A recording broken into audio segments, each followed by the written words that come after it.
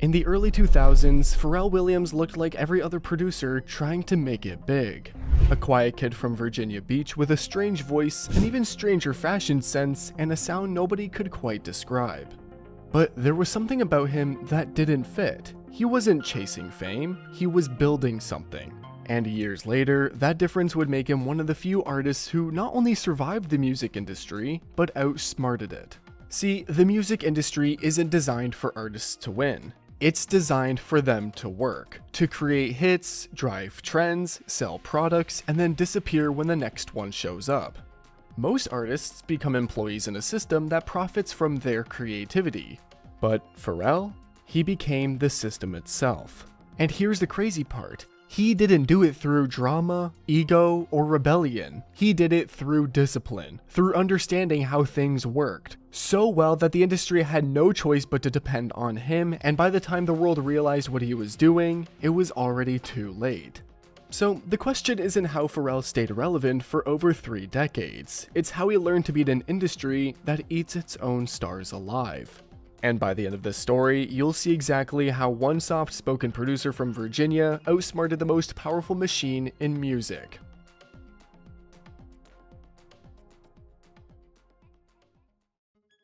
Pharrell Williams didn't stumble his way into the music industry. He built his career from the ground up, starting with a sound that was entirely his own. Growing up in Virginia Beach, he wasn't the loudest or the flashiest kid in the room. He was the one tinkering with sounds, experimenting with rhythms, and listening to the hidden layers in songs most people ignored. That curiosity would become his first advantage, though at the time, it didn't feel like one. He met Chad Hugo in middle school, and together they formed a bond that would eventually become the Neptunes. The two kids with a weird obsession for sound, dreaming bigger than anyone around them could imagine. They weren't just making beats, they were learning the language of the industry, its structures, its loopholes, its weaknesses. They spent years honing their craft in bedrooms and local studios, sending demo tapes to anyone who would listen, networking relentlessly and learning how to pitch their sound. It wasn't glamorous, they faced rejection after rejection, labels dismissing them as too weird or too different. But each setback was a lesson. They noticed patterns, which artists were open to experimentation, which executives valued originality, and how the music industry rewarded risk versus conformity. Slowly, their persistence paid off. One small hit led to another, and soon they were producing tracks that got noticed by some of the biggest names in pop and hip-hop. Their sound, futuristic, minimalist, and instantly recognizable, became their calling card, a signature that couldn't be ignored. But the industry wasn't kind. With their unique sound finally turning heads, the Neptunes began producing for major artists, quietly reshaping the pop and hip-hop landscape. Britney Spears, Nelly, Jay-Z, their fingerprints were everywhere, and yet for all the hits they produced, Pharrell and Chad rarely got the recognition they deserved. The artists they worked with were the ones in the spotlight, getting magazine covers, award shows, and radio fame. Pharrell's name, often invisible in liner notes or buried in small print. The money he earned was a fraction of the profits, and his influence in shaping pop culture was acknowledged only quietly, behind the scenes.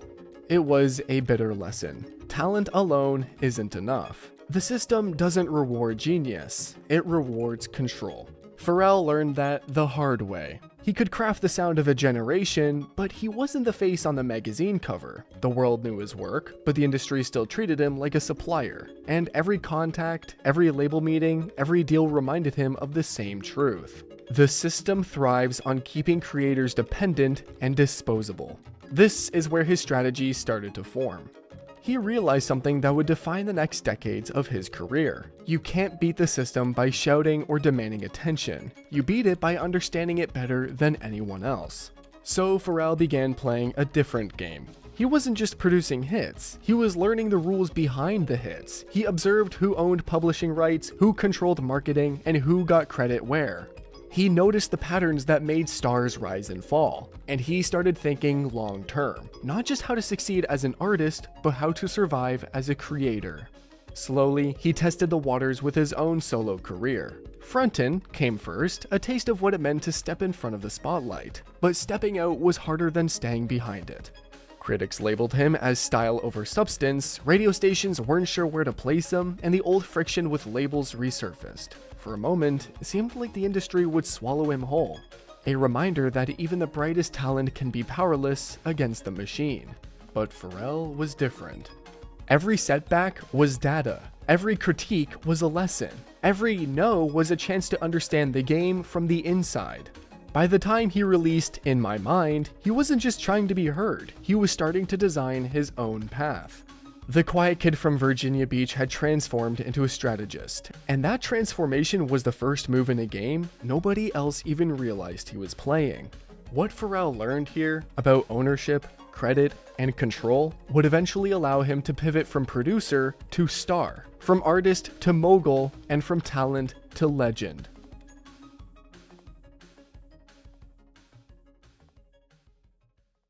The story of Pharrell Williams doesn't end with the hits he produced or the charts he topped. That was only the beginning. The next chapter was bigger. Pharrell didn't just want to make hits, he wanted to shape culture. And he did it with the same precision he applied in the studio. He moved deliberately, expanding his influence beyond music into fashion, art, and lifestyle. With Billionaire Boys Club and Ice Cream, he didn't simply release clothing lines, he crafted entire cultural identities. Every piece, every drop, every collaboration carried his signature philosophy: originality, authenticity, and aspiration. Fans weren't just buying clothes, they were buying a piece of the world Pharrell was building.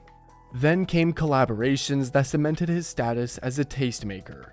Working with Louis Vuitton, Adidas, and other major brands, Pharrell positioned himself not as a celebrity endorsing products, but as a creator shaping them. He wasn't following trends, he was setting them. In doing so, he translated the lessons of ownership and control from music into fashion. By controlling the narrative and aesthetic, he made himself indispensable to the brands he touched. Meanwhile, his music continued to dominate, but now with a global cultural reach. Happy became more than a song, it was a phenomenon. Films, commercials, performances, Pharrell's sound and persona became omnipresent, reinforcing his influence in multiple arenas at once. Yet even here, he remained strategic, never overexposing himself, always aligning his output with his long-term vision. Pharrell's expansion wasn't accidental. Every move, from collaborations with artists across genres, to ventures in fashion, to appearances in art and design worlds, was part of a larger ecosystem that he controlled. He had learned early on that the industry thrives by making creators dependent. Pharrell flipped the script. He became the one everyone depended on. And in that control, there was a lesson for anyone paying attention. Pharrell didn't merely survive the system. He mastered it, translating early lessons about ownership and credit into a multifaceted empire. His legacy isn't just in the hits he produced, the artists he elevated, or the brands he built. It's in the way he redefined what it means to be an artist in the modern world. Autonomous, influential, and unstoppable.